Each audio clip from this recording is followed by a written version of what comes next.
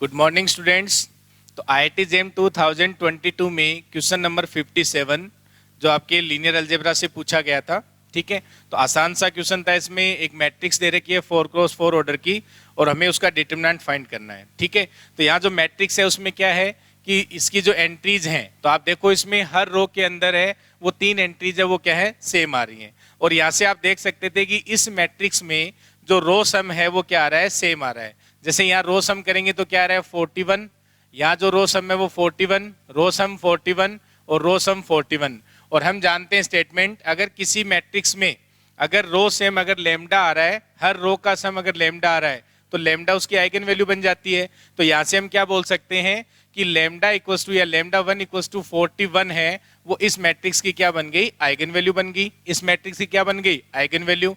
और यहाँ से अगर आप देख पा रहे हो तो अगर इस मैट्रिक्स में हर रो में 3 एंट्रीज सेम है, तो यहाँ देखो डायगोनल में अगर सब में से मैं अगर 1 कम कर देता हूँ, डायगोनल में सब में से अगर 1 कम कर देता हूं तो यहाँ पे 10 बचेगा, यहाँ 10 बचेगा, यहाँ 10 बचेगा और यहाँ 10 बचेगा। तो इसमें हर रो क्या हो जाएगी, सेम हो जाएगी। तो अगर m माइनस आई करने पे इसका डिटरमिनेंट क्या आ रहा है, 0 आ रहा है।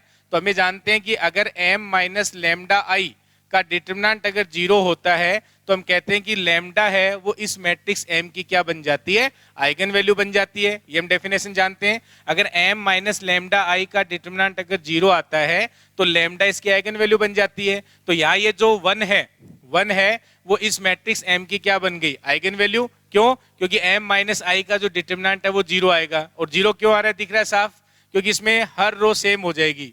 यहाँ 10, हर रो में सारे जो अवयव है वो सॉरी एलिमेंट्स हैं वो क्या आ जाएंगे, 10 आ जाएंगे। तो यहाँ 10 और ये भी 10 हो जाएंगे, सारे एलिमेंट्स है वो सेम हो जाएंगे इसमें।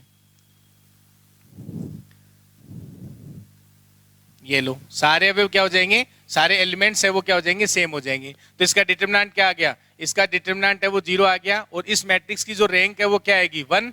तो यहाँ से रैंक ऑफ m माइनस आई है वो क्या हो जाएगी, वो 1 हो जाएगी। तो यहाँ से हम जानते हैं नलिटी ऑफ m माइनस आई है वो कितनी हो जाएगी बच्चों, 3। और जो nullity of a minus lambda I, तो नलिटी ऑफ m माइनस आई का मतलब क्या है, जो 1 के करस्पॉन्डिंग जो ज्योमेट्रिक मल्टीप्लिसिटी है वो कितनी आ गई, इसकी 3 आ गई। और जितनी gm होती है उतनी am होती है, हम जानते हैं उतनी तो am होती है कम से कम। तो gm में जो रिलेशन होता है am में वो less than equals to am होता है।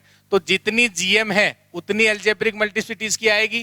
तो इसका मतलब जो आइगन वैल्यू 1 है वो 3 टाइम रिपीट हो रही है इसके अंदर, और एक आइगन वैल्यू 41 है। तो इसकी चारों आइगन वैल्यू पता चल गई आपको। इसकी चारों आइगन वैल्यू क्या होंगी, 1 1 1 और 41।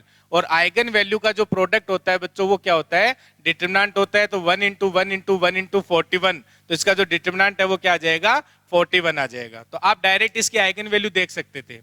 बाकी आप 4x4 की मैट्रिक्स से आप डिटरमिनेंट निकालना से अच्छा है कि, क्योंकि हमने ये क्लास में किया था कि अगर डायगोनल एंट्रीज ए हो, बाकी सारी एंट्रीज अगर बी हैं, तो इस मैट्रिक्स के बारे में आप सब कुछ पढ़ सकते हैं। तो यहाँ से देखो, इसमें और भी इंफॉर्मेशन आपसे पूछी जा सकती थी कि ये जो 4x4 की मैट्रिक्स है इसकी आइगन वैल्यू बताओ। तो आइगन वैल्यू क्या आ गई, 1 1 1 41। क्योंकि जितनी gm होती है उतनी तो एटलीस्ट am होती है, उससे ज्यादा भी हो सकती है, लेकिन यहाँ उससे ज्यादा क्यों नहीं होगी, क्योंकि एक आइगन वैल्यू पहले हमने निकाल ली 41 होगी और बाकी जो आइगन वैल्यू है 1 1 1। तो ये चारों आइगन वैल्यू आ गई, क्योंकि कैरेक्टरिस्टिक पॉलिनोमियल है वो क्या होगा, 4 डिग्री का होगा, ठीक है। अब आइगन वैल्यू पता चल गया। और आप यहाँ से ये भी देख पा रहे हो कि लेमडा इक्वल्स टू 1 जो आइगन वैल्यू है, जितनी gm है उतनी am है, जितनी gm है उतनी am है। और जो 41 आइगन वैल्यू है उसकी am भी 1 है, gm भी 1 है। और जो lambda equals to 1 eigen value है उसकी gm 3 है और am भी 3 है। और अगर हर आइगन वैल्यू के करस्पॉन्डिंग am और gm सेम होती है तो हम कहते हैं मैट्रिक्स डायगोनाइजेबल हो जाती है। तो ये जो मैट्रिक्स दे रखी थी ये मैट्रिक्स डायगोनाइजेबल भी है। तो यहाँ से हम ये भी देख सकते थे, अगर ये डायगोनाइजेबल है तो इसका मिनिमल पॉलिनोमियल हमेशा क्या आएगा बच्चों, लीनियर फैक्टर में आएगा। ये भी इंफॉर्मेशन आपसे पूछी जा सकती थी। तो यहाँ से देखो इसका कैरेक्टरिस्टिक जो पॉलिनोमियल है वो भी हमें पता चला, क्या हो जाएगा, x minus 41 into x minus 1 का क्यूब। यानी इसमें और भी चीजें आपसे पूछी जा सकती थी, लेकिन आपके एग्जाम में तो डायरेक्ट केवल इसका डिटरमिनेंट पूछा था, तो वो पता चल रहा था 41 1 1 1 इंटू 41, ठीक है।